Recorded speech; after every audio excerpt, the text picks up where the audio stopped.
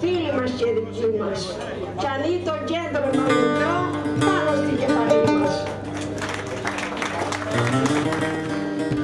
Είναι αλήθεια ότι έχω αφιερώσει ένα μεγάλο μέρος της ζωής μου στην προσπάθεια μετάδοσης της παράδοσής μας.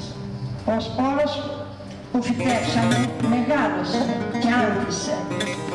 Αισθάνομαι ότι τίποτα από το έργο αυτό δεν πήγε χαμένο.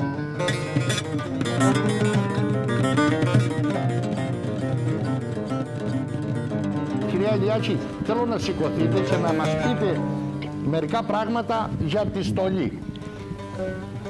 Δεξιά σταθείτε, που να... ναι, αυτό είναι το μικρό, έτσι. Αυτό είναι το βαφτιστικό, ναι. Συνέχεια τώρα τελευταία και από το Ηράκλειο και από την Αθήνα και από τα Χανιά και στο Ρέθυμνο, αλλά όχι τόσο πολύ όσο οι άλλοι νομοί, παραγγέλνουν και κάνουν αυτά τα κουστούμια. Μπράβο, δηλαδή μπράβο. και αντρικό, ναι, συγγνώμη, το... και το γυναικείο. Μπράβο. Και το γυναικείο. Συνέχεια βαφτιστικά, δηλαδή τους φοράνε αυτά τα κουστούμάκια, ναι. Τους φοράνε αυτά τα κουστούμια. Στα κοριτσάκια βέβαια αυτό. Μάλιστα, ναι. Και στα αγοράκια όπως είδα και τα στιβανάκια αυτά. Έχουμε τη μεγάλη στολή εδώ. Με την κάπα, καπότο λέγεται, που το φορούσαν οι άρχοντες, οι παλιοί, και τώρα αρχίσανε όλοι και το φοράνε διότι είναι κάτι αρχοντικό. Από μέσα είναι το γυλαίκο το οποίο είναι σταυρωτό, που αυτό βέβαια επικρατεί περισσότερο προς τη Σιτία και στους ηλικιωμένους πολύ παλιά, αλλά τώρα άρχισαν και οι νέοι και το φορούν αυτό το σταυρωτό με τα διπλά κουμπιά. Και έχει κέντημα πάρα πολύ, αλλά να μην το βγάζω να σας δείχνω, γιατί και εδώ στο κάτω μέρος το σαλβάρι είναι κεντυμένο, αν βλέπετε, πάρα πολύ. Με χειροποίητες κάλτσες, μη σας κουράζω τώρα με τις λεπτομέρειες. Και τη ζώνη. Τη ζώνη φυσικά, τις αλυσίδες, το μαχαίρι το οποίο δεν το φορέσαμε τώρα, το μαντίλι το κρουσάτο, που αυτό το μαντίλι έχουμε πει ότι συμβολίζει ότι από φλόγες η Κρήτη ζωσμένη, και αυτά τα κρουσάκια είναι τα δάκρυα των μανάδων που έχασαν στον πόλεμο τα παιδιά τους.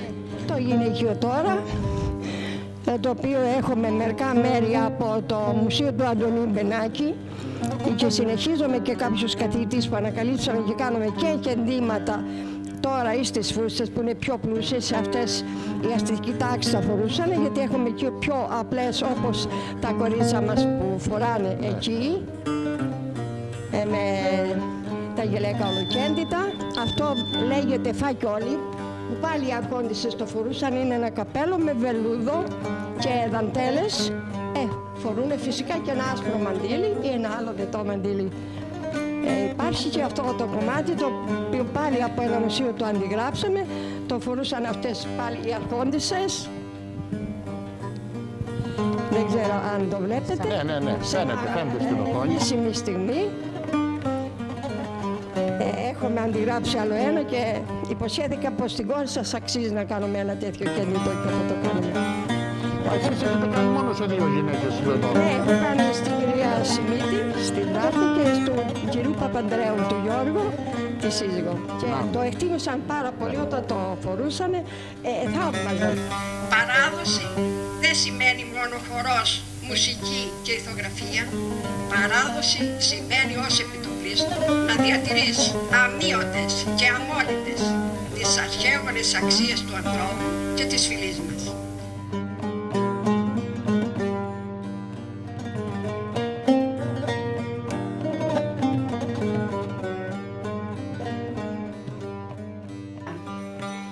Ο παππούς του στρατηγού ήταν παπάς, που η γυναίκα του ήταν αδερφή του μπαμπά μου. Ερχόταν λοιπόν στο σπίτι μας στην παραμονή και βοηθούσαμε όλο το χωριό να πλέκουμε και να φτιάχνουμε όλα αυτά. Με έχουν πολύ συγκινήσει αυτές οι στιγμές.